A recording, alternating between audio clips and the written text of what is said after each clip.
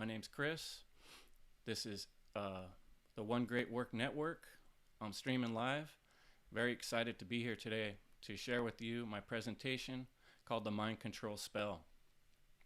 This is my premiere episode opportunity to share my work live on the One Great Work Network, thanks to the hard work and dedication of Mark Passio, who is an inspiration to me, and his work and actions in this world have changed my life drastically. So I'm very proud to be here today, sharing with you some information that I've been working on, and I also want to thank my producer today, Will Keller, who's behind the scenes getting the connections happening. So I'm streaming live on Twitch and live on the One Great Work Network. You can check out more of my work on nevil.life. I highly recommend clicking on my tab and checking out the End Evil video presentation series, where I sort of break down a whole step-by-step communication to people about what's going on around us in the world and some of the problems that need to be dealt with, the problem of evil. So let me just give you my little introduction. My website is called endevil.life. The End Evil show is dedicated to ending evil whenever and wherever possible. What is evil? Evil is the destruction of freedom. If you love freedom, if you search diligently for truth, then this is a good show for you. Together we can employ our imagination and creativity in order to work towards a world without evil. But the first thing that needs to go is the religion of authority. This show's inspired by the work of Mark Passio on whatonearthishappening.com and The End of All Evil by Jeremy Locke, an awesome book. You can get yourself, it's very easy to find it. Just type in The End of All Evil and you'll find a free download. So today's presentation is called The Mind Control Spell. And it's my attempt to explain what's going on around us. Many of us, even those of us who have following the areas of conspiracy for many years, are still confused and baffled by the extent of trickery and complete, utter misunderstanding of reality from people around us. And it's very frustrating for us to go out in the world and see this situation unfolding, and even those of us that were expecting something like this find ourselves surprised. So the mind control spell is my attempt to explain how this could have come about and to share with you, my listeners, my interpretation of how humans got trapped in this mind control spell. So I'm going to break down some of the facets, some of the different factors that are going on around us that put people in a spell. And most of us are in some type of mind control. As hard as that is for some folks to accept, that is the case. And how does that happen? Well, it happens in a lot of ways. There are so many factors happening, it's hard to wrap it all up. But I'm going to do 1 hour show tonight and do my best, in my words, to explain to you how it's all working or not working, and a little bit about what we can do about it. A big part of doing something about this situation is understanding it, getting to the root of the problem. So let me start off my little intro.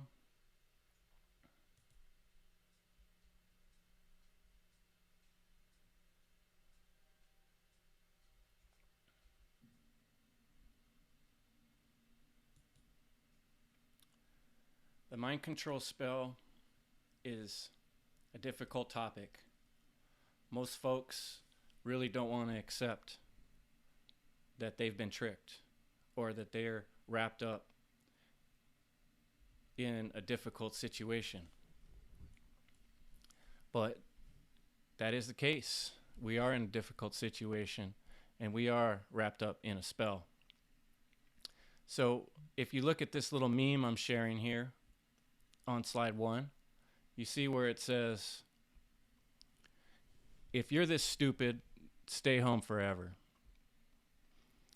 This is pretty offensive for some folks. I recognize that. But that's partly why I started off with this slide. If this slide offends you, I'm sorry to hear that. But maybe you're not ready for this presentation. Maybe you should go back and study a little bit about natural law. And I would highly recommend checking out Mark Passio's work on natural law. And there's a good presentation you could watch on that subject. So the words you see on the bottom of the slide, the new normal, are some words that are being tossed around. And words are a big part of this spell that we're in. Words have a significant impact on reality, and that is something that's very hard for many folks to recognize. But the new normal is a good example of why this is. Think about the word normal and the way we would have used this word previous to 2020. Previous to 2020, the word normal just meant everything's as it is normally everywhere else. If you took your car into the shop and you say, how's it running? And the mechanic says, oh, it's normal. Or you went to the doctor and they say, well, it looks like your blood pressure is normal. That would just mean that about the same as anybody else, your age, weight, and size. So what is the new normal? When you put these two words together, we get this strange twist that has to do with the context. And in the context of 2020, new normal has a whole new meaning. So this is something we're going to come back to and later in this presentation. And for now, I'm going to move on to my next slide. If you haven't ever looked into the Kybalion, it's a very exciting and interesting book which shares the Hermetic principles. The Hermetic principles are a way of understanding reality and the world around us. Polarity is one of these principles. Principles are tools we can use for leverage in this world. The mind controllers of this world well understand these principles, these Hermetic principles. They understand natural law, and they use these principles against the average human being to enslave people, to mind control people. That's a very, very small percentage of the world who are the elite that understand these things. So as we come to understand principles like polarity, then we can begin to decode the mind control, and we're no longer victims. We're no longer slaves as we become more free. So let's read this little piece from the Kybalion about polarity. Everything is dual. Everything has poles. Everything has its pair of opposites. Like and unlike are the same. Opposites are identical in nature, but different in degree. Extremes meet. All truths are but half-truths. All paradoxes may be reconciled. This is an important concept to understand when we're looking into mind control, because often two things that seem completely opposite have very similar aspects to them. And this is part of how trickery works. Through using words and half-truths to get people to believe a thing that's actually not the case.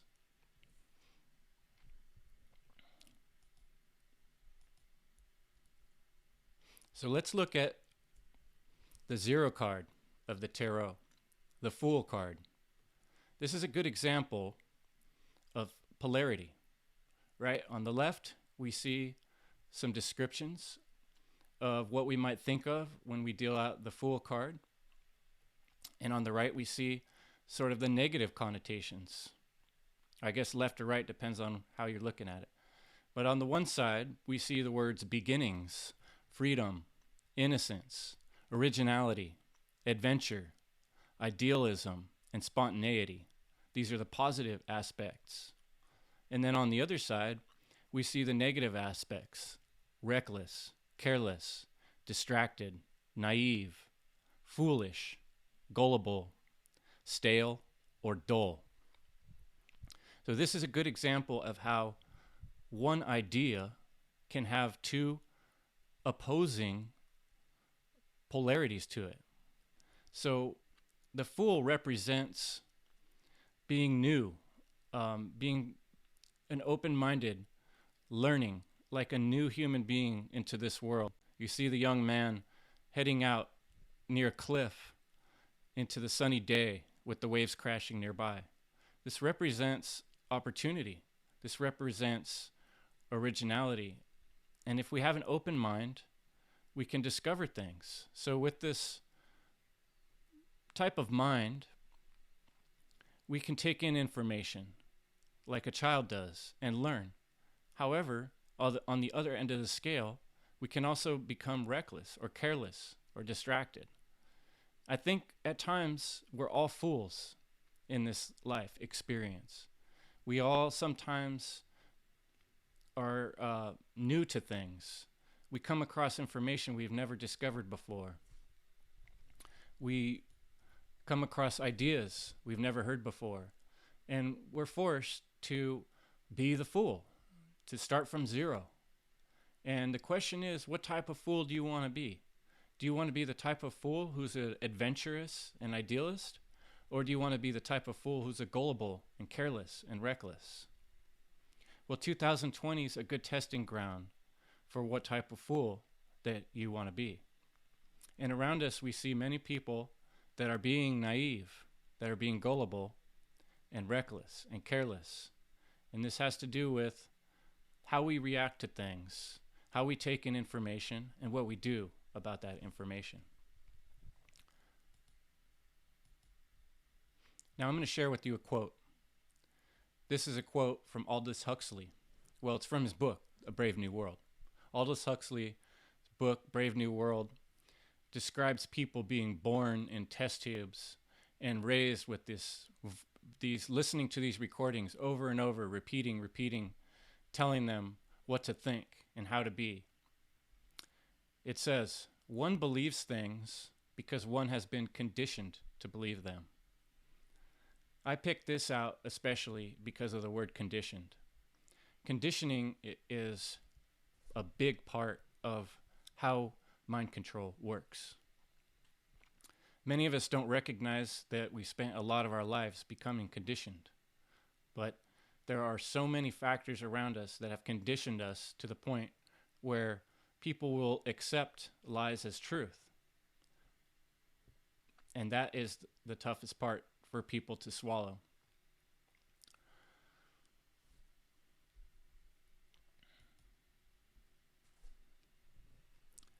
One good example of conditioning.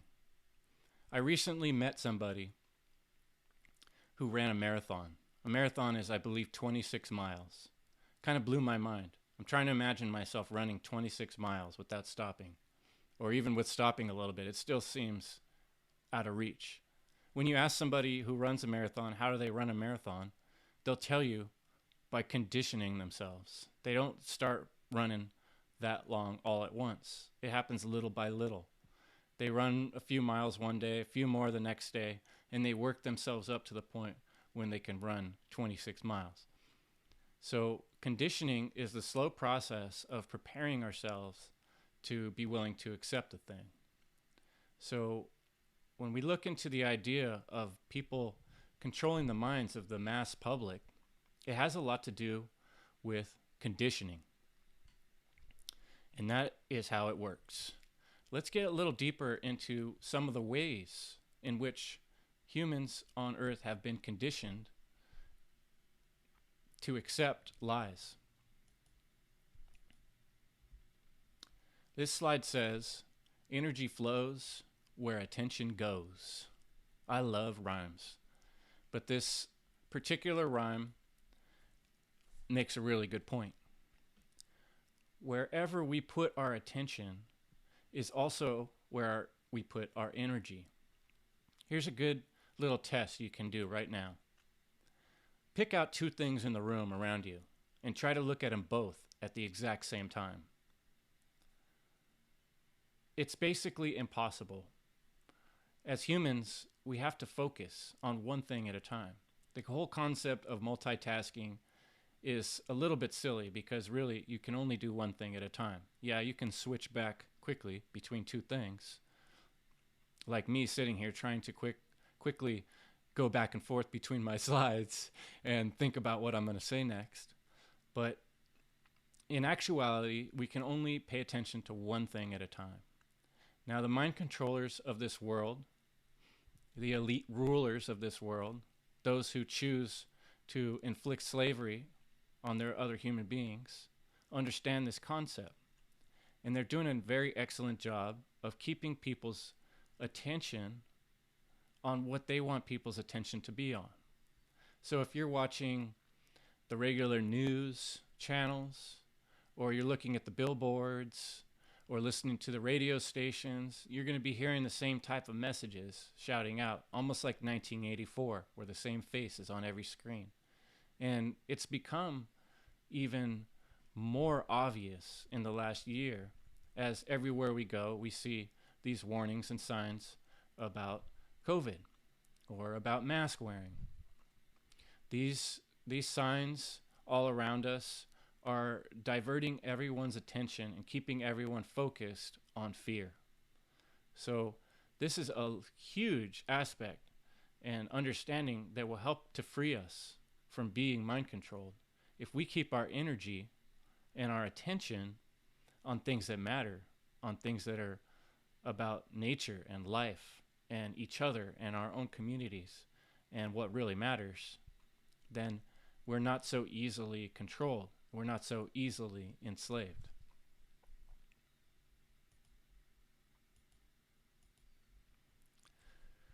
So this is a bold statement. Ignorance is evil. Many of us think of ignorance as something that's sort of a negative connotation, but I'm going to take it to the next level. And I'm just going to say flat out, ignorance is evil. Martin Luther King Jr. said, "Nothing in this world is more dangerous than sincere ignorance and conscientious stupidity." I heard many years ago a story of a woman getting beaten and raped on the side of a freeway near a bridge in a New York City where there's hundreds of cars and people driving by. No one got out of their car. No one called for help. And this woman was raped and beaten. And no one did anything about it. Everyone thought it was somebody else's problem or somebody else's responsibility. When we think of a crime and there's somebody involved in that crime who's maybe not actually pulling the trigger or actually grabbing the bag of things being stolen, but they're watching it happen and they're not doing anything about it, they become an accomplice to that crime. So if there's people around you becoming enslaved, or there's children that are being abused and you don't do anything about it, because you choose not to, then you're on the side of evil. Evil is the destruction of freedom. So if you're allowing other human beings' freedom to be diminished or destroyed, then you're on the side of evil when you're doing that action of ignoring.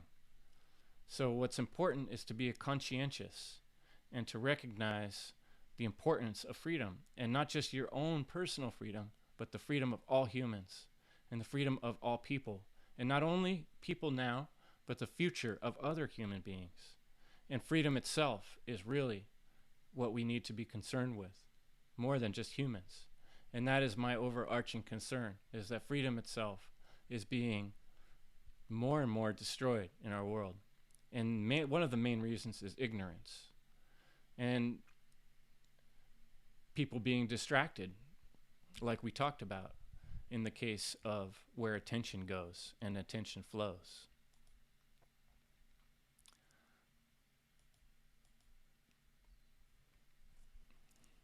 Now, I'm not a hypnotist, but I've spent some time looking into hypnotism. And what I've learned about hypnotism is that hypnosis is a choice. So, in other words, if you don't choose to put yourself in a situation where you're going to be hypnotized, it doesn't really happen. So in other words, you have to be watching that timepiece moving back and forth, or you have to be sitting in the chair open to the situation for it to work. I'll read to you something. I picked this off of the Mayo Clinic, which is a pretty reputable website and medical institution. It says, hypnosis, also referred to as hypnotherapy or hypnotic suggestion, is a trance-like state in which you have heightened focus and concentration. Hypnosis is usually done with the help of a therapist using verbal repetition and mental images. When you're under hypnosis, you usually feel calm and relaxed and are more open to suggestions. Hypnosis can be used to help you gain control over undesired behaviors or to help you cope better with anxiety or pain. It's important to know that although you're more open to suggestion during hypnosis, you don't lose control over your behavior. So often when we think about hypnosis, we think about these fair type situations where the hypnotist is getting people to dance around like a chicken. When this occurs, the power that's being used by the hypnotist is the power of peer pressure. It puts people in a situation where they're uncomfortable. It'd be more uncomfortable to not do what everybody's expecting than to just dance around like a chicken. So people are actually in control of themselves. It's not like the hypnotist is like remote controlling into somebody's brain. So this is an important concept to understand when we're discussing mind control, because often when people think about mind control, they're thinking of this sort of magical, dreamy type situation like we see in movies, like in a Disney movie or something where somebody has magic powers, right? But it's not. It's actual, like we were talking about, being ignorant and not paying attention, or just following the herd and doing what everybody else is doing without really conscientiously thinking about it. Where our attention goes, our energy flows, right? So we all experience a trance-like state. One good example of a trance-like state is when we're driving on the road and we're thinking about something. And we get so deeply into thought that we realize we've driven to the wrong place, right?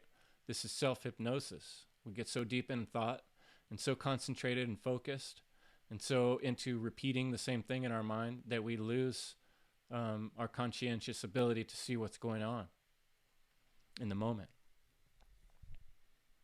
So this is a major factor of how the mind controllers are able to control people. Now this is where the spell comes in. I talked a little bit about how words in the beginning, like the words the new normal, when you put these two words together in a certain context, it takes on this whole new meaning. And this whole new meaning can surprise people. And the magic happens when we realize and recognize that words form reality. Think about anything we decide to do in this world. We often start by thinking about it, and then we go to discussing it, and then we do it. If we wanted to build a house, it would take communication, a lot of communication, and a lot of words before we were able to actually start constructing it. So not to say that things can't be done in the real world without words, but words have an incredible power, especially when they're used in context and they affect people's emotions. Abracadabra is an interesting word to think about.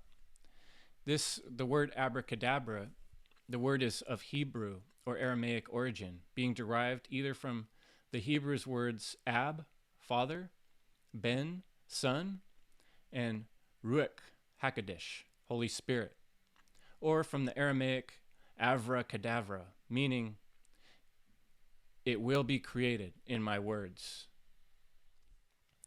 Words have an incredible impact on reality. We think of a thing, and then we talk about thing, and then we're able to bring it into reality. When we put certain words together, they take on a new meaning, and that affects other people's emotions, and it can also affect other people's actions. In medieval times, people carried around this little triangle pendant you see here in the picture. And by the diminishing letters, they believed it was a way that they could break a spell when people were more entranced with the idea of magic. But magic in the real world is the ability to affect things. And when people use words, like we talked about in the beginning of this presentation, the new normal, in certain context, it can affect our emotions. Almost like how when you wake up from a dream and you remember a whole world of things, a whole world of connections that are also connected to emotions. When we put certain words together, it has an effect on our mind, and it has effect on the people's mind around us. This is a big part of how we get things done in the world, by using these magical words. Hence, the spell. So the spell is not really something all that weird and far out. It really has to do with everyday words that we use to change things and affect reality.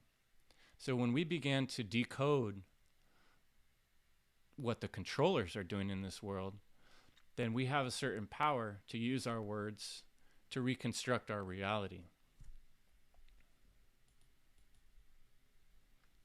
So talk about a bit of a magician or sorcerer here. These politicians in the world have done a fantastic job with words. They're so good with words, they can lead people into doing things that are obviously wrong, like hurting others or stealing. Here's a quote from my favorite book, The End of All Evil, by Jeremy Locke. "The simplest authorities are common thieves. They use extortion or stealth to confiscate things that you value. They can steal money, virtue through rape, or life through murder. By their actions, they are teaching you that your worth is inferior to theirs. The tool of their authority is violence." Interesting, isn't it, that even folks that don't believe in violence will vote in these villains and believe in the power of government or president, who will sit there dropping bombs on other countries and starting wars. This picture here is of Bush, who convinced the world that there were weapons of mass destruction. Later proved there was never a such thing of weapons of mass destruction in Iraq. And the strange thing I always thought was, after the attacks on 9/11, the supposed attacks, which were all, the supposed terrorists were all from other countries. They weren't even from Iraq. Why were we even invading Iraq in the first time? So many people have been looking back and doing research, and it's been proven that there never were weapons of mass destruction. And this whole war and all this death and all these bombs and all these our military people getting blown up in vehicles was all based on lies. And yet, many people, most people, still believe in these ridiculous leaders, which are, a president is just a modern king. Just a modern version of a ruler. Somebody who thinks they have powers that other people don't. So when you look into the idea of natural law, you understand that humans don't create law. Law is a pre-existing condition of the universe. The natural law is the law of the creator, the law of the source. The law is the power that exists in everything, the source material. So it's time to stop listening to these rulers and stop being part of their violent actions. And we can do that by removing ourselves and removing our attention from what they're trying to lead us into.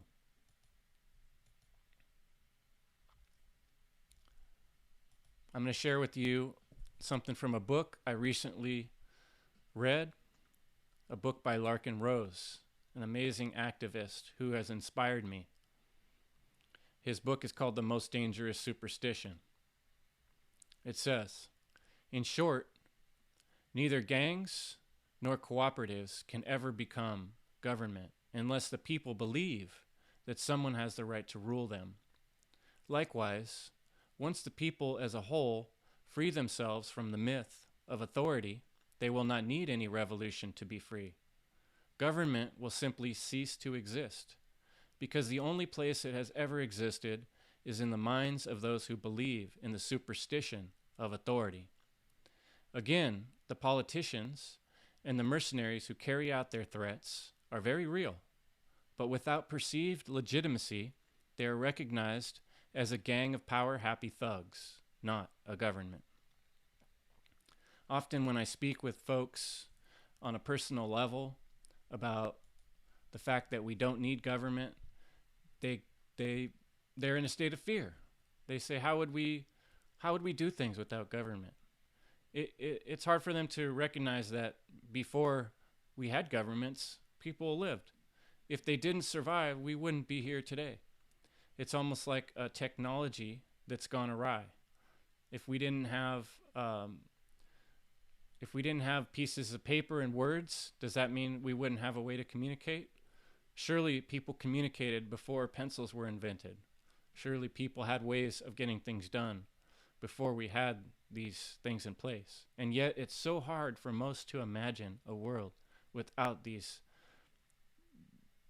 overarching evil technologies that have been created, that it's hard to see.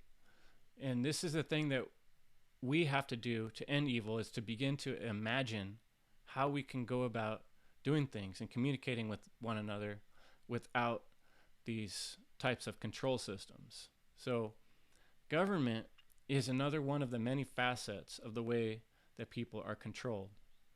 And you can tell when people, like I said, can't even imagine a world without it, because they've been conditioned to recognize it as the only way that things could be. There is a better way. Here's some good questions to ask yourself, and some good questions you can use in discussions with others in order to help people get past this blockade of thought that doesn't allow them to imagine a world without evil, or imagine a world without authority or government. Question 1, what is a right? Question 2, where do rights come from? Question 3, do you own your own body? And question number 4, do you have a responsibility to protect rights to freedom? So where does a right come from? Is a right created from an authority? Or is a right granted by a government? That's kind of silly when you think about it. Rights are inherent. A right is any action that does not cause harm to others.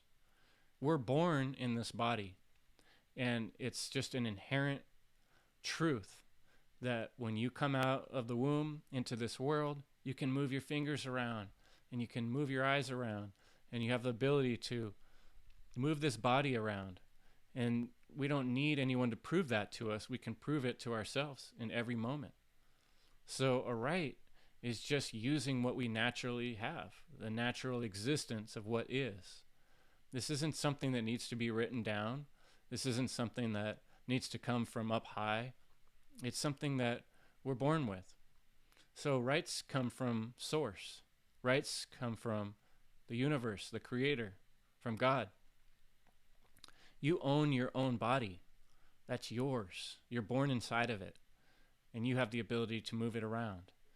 When we live in a world now where outside authorities think that they have a right to tell you what you can do with your body, and that's asinine, that's silly.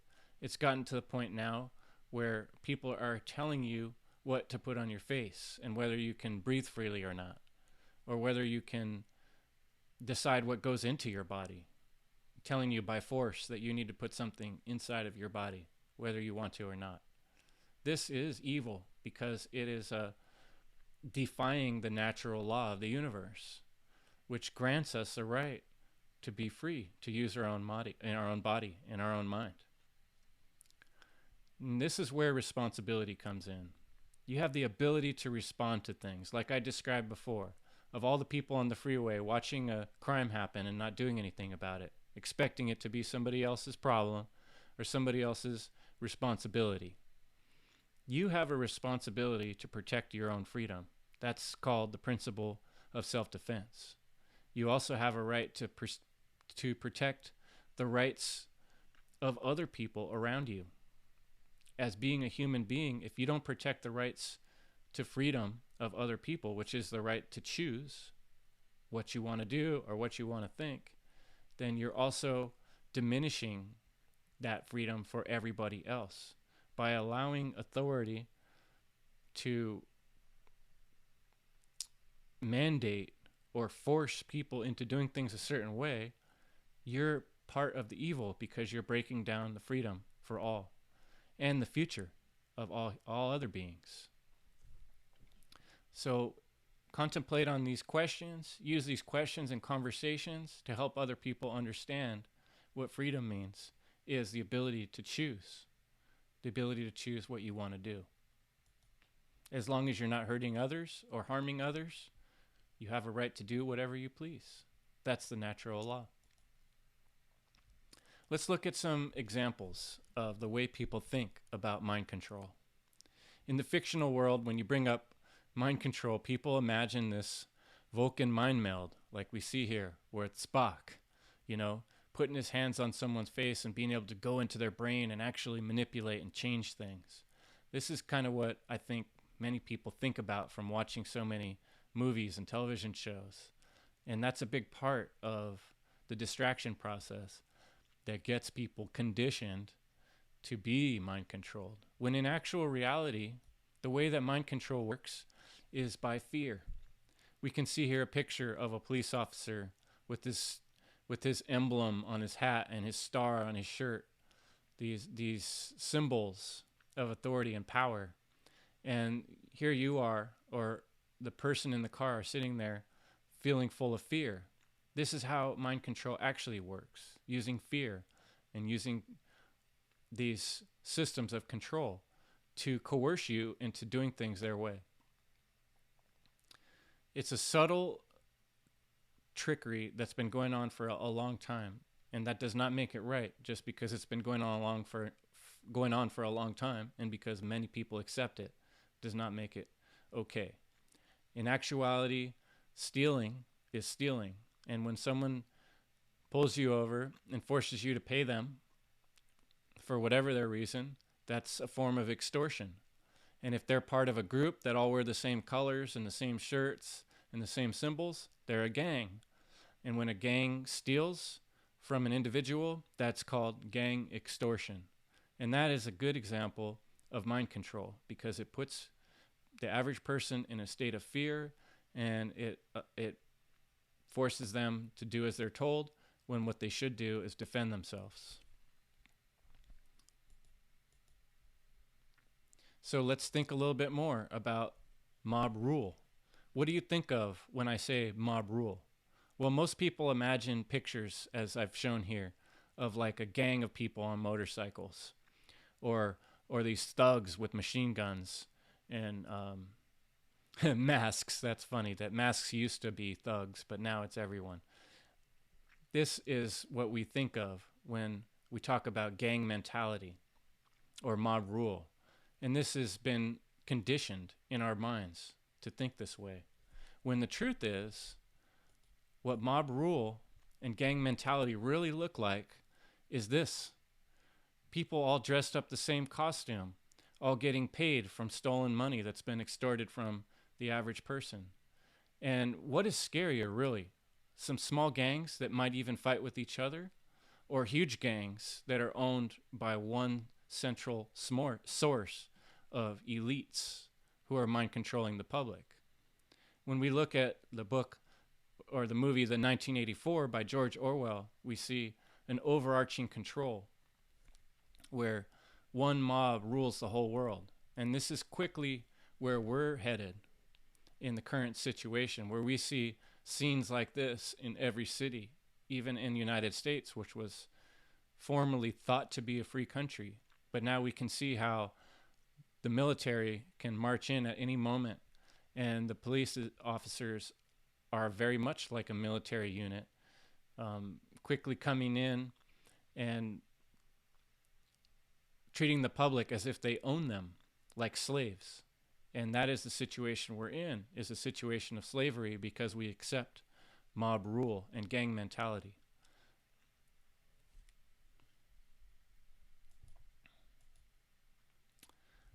Another way that people are mind controlled, like I described in getting pulled over by a police officer, is by the threat of violence.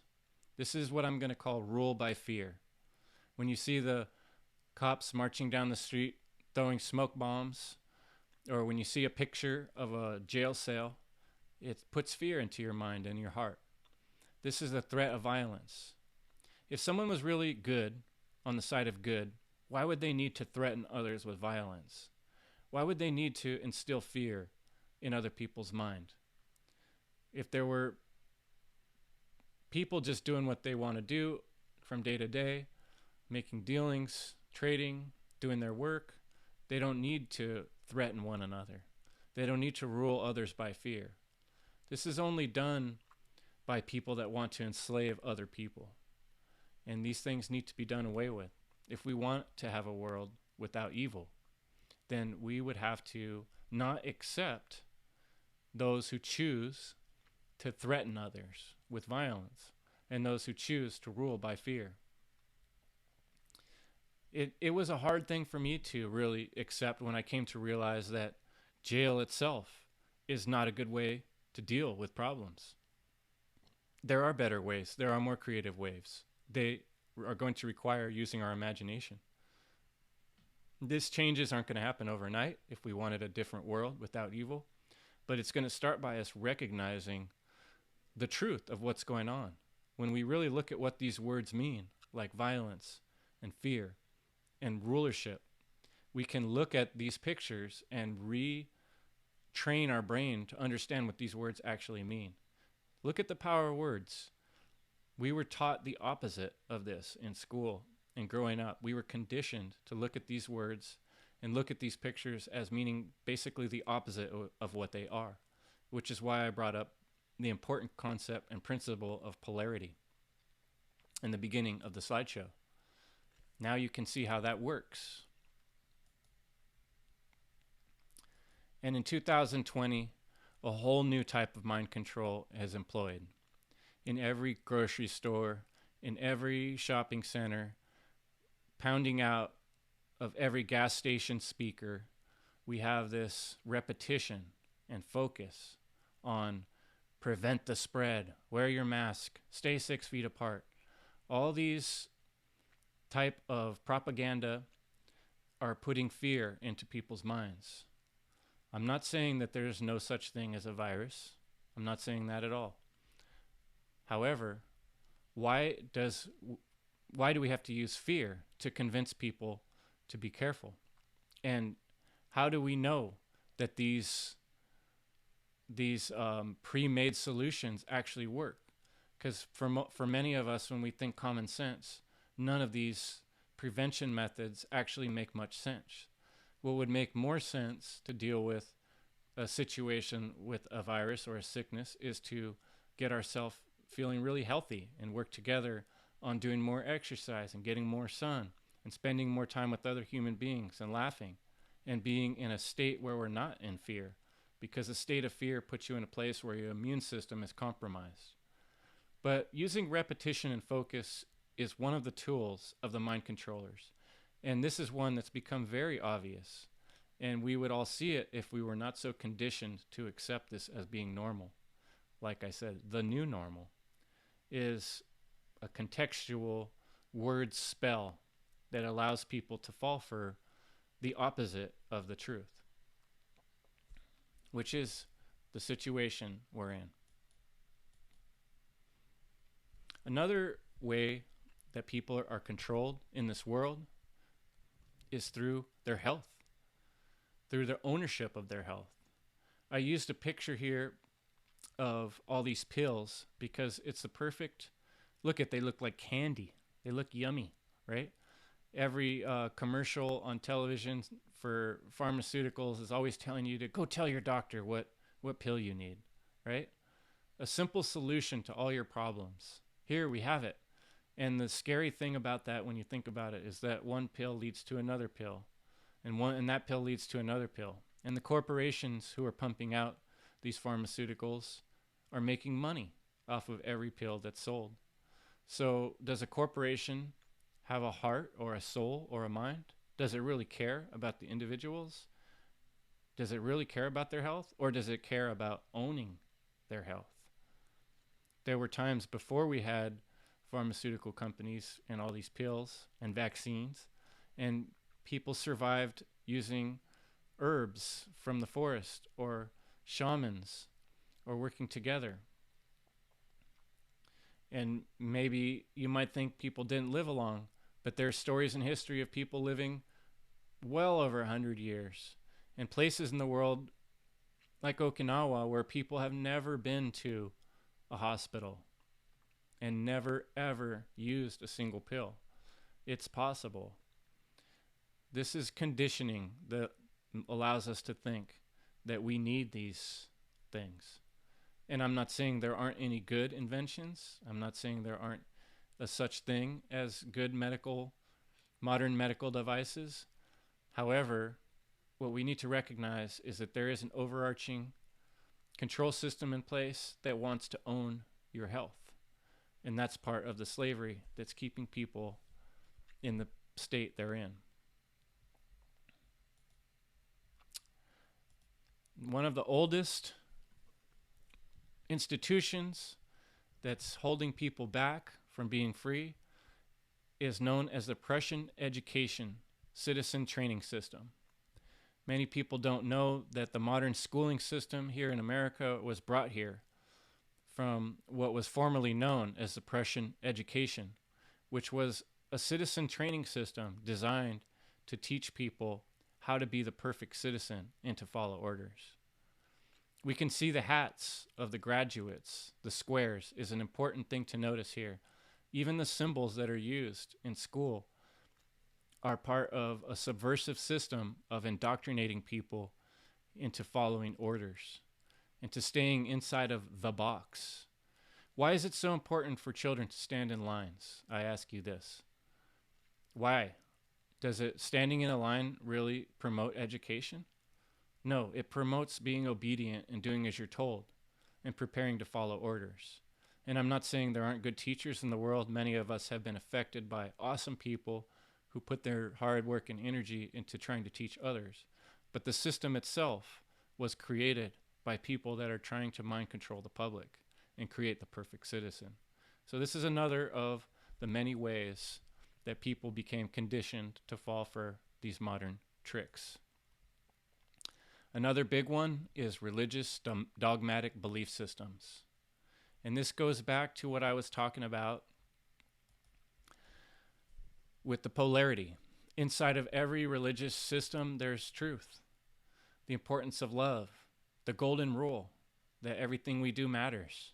However, when we attach these basic principles to all these other ideas, like what you can do on a certain day of the week, or what you should eat or what you shouldn't eat, or stories that may or may not have happened, we get dogmatic belief systems. And these dogmatic belief systems all through history have led to death and wars and the killing of many people and the trickery of the masses and used to control people. It's hard to accept, especially if you grew up in a religious system. Your emotions and your heart are wrapped up in these belief systems. However, in order to become free individuals and free people or a free community, we have to break away from these dogmatic belief systems and take with us the core understandings of what matters. And inside these books, there are great wisdom to be held. You know, the Bible, the Bhagavad Gita, any of these books have wisdom within them that we can decipher. However, we have to not allow ourselves to be fallen for the dogma. And the dogma and the system is the part of it that is controlling the minds of the public.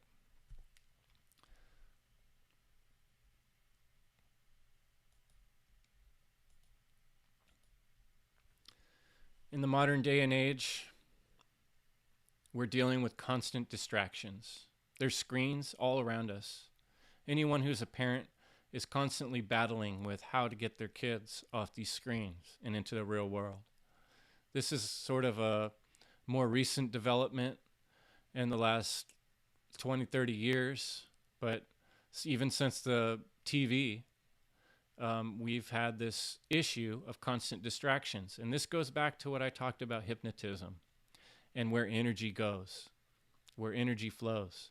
When we're constantly distracted, we can't really be conscientious. We can't really be in the moment. We become ignorant, and ignorance is evil.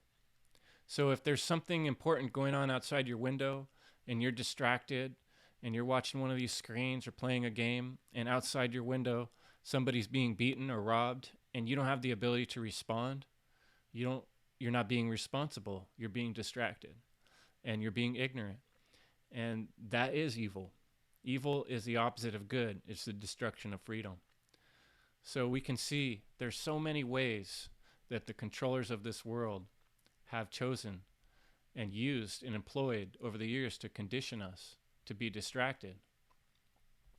And one of the most important concepts to understand is the idea of propaganda.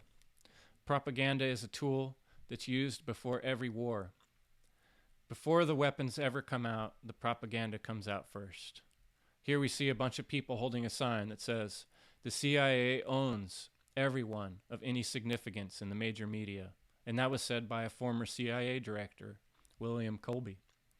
Operation Mockingbird was a fully implemented CIA program to spread disinformation throughout American media. CIA Director William Colby testified to the Church Committee that over 400 CIA agents were active in the U.S. media to control what was reported through American mainstream television, newspapers, and magazines. And imagine how much that program has expanded in today's world when we see every single news channel spouting the exact same narrative. You can go on YouTube and see people who have taken clips from media stations all over the country, all over the world, and they're all reading from the exact same script. And you don't think that there are deep state involvement behind these scripts? Don't be naive. What type of fool do you want to be? The type of fool who's easily misled and gullible? Or the type of fool who's open-minded and adventurous and idealist? The last facet I'm going to discuss involving the mind control of human beings is the Tesseract. I've gone into much greater detail in the End Evil video presentation series on episode 5, and you can see my work on endevil.life on this subject. But the Tesseract is a very interesting archetypal symbol that is used to control the minds of people. When we take the square and we put a square onto another square, we have a container for people's mind. The 4-dimensional cube is used in many ways. You see it on the stop sign. You see it on the hats of the police officers. You see it on the hats of the graduates. We don't realize how these shapes and symbols affect us because they go back in time in our human psyche and genes to ancient times. Yet the mind controllers of this world are extremely adept at using these symbols to keep us confused and to keep us lost and trapped. There's much more to learn about this symbology and other shapes as well, but I'm just touching on some of the basic different facets of the way mind control is used in the modern world. And I want to leave you, before I cut out today, with one important thought, and that is disobey. Here we see the man with the cigar saying, "Imagine taking orders from liars, thieves, pedophiles, psychopaths, and mass murderers, and thinking that you're the most virtuous. You're more virtuous than those who disobey. Disobey is part of the self-defense principle, and it's our way of battling the evil in the world today, is by making up our own mind and being conscientious. We're all going to make mistakes. We're all going to be fools at times. But we can be the type of fools that are paying attention to what's going on around us and quickly maneuver and quickly sidestep and don't fall for traps. We can be aware of the traps, and we can recognize how words are being used and how they're being used together, and how words that didn't get used together are all of a sudden now being put together in a different way and creating a different context, which affects our emotions. We can use our intelligence and we can disobey authority. And that is one of the main ways that we will get out of slavery as human beings. So this is the end of my slide presentation and the end of this show. I want to thank you for hanging out with me tonight, and I appreciate you coming. I'll be back next Thursday at 6 p.m. Pacific. That's 9 p.m. Eastern. And I'm going to do another show. I'll be streaming live on Twitch and the One Great Work Network. And I'm going to talk more about morality. This series is called Morality Matters, because what else matters more than morality? It is the key to a better world. So check out my website, endevil.life. Check out the End Evil presentation series. And check out the work of Mark Passio on whatonearthishappening.com. And the Natural Law Seminar is a good place to start. So, keep in mind, evil is the destruction of freedom.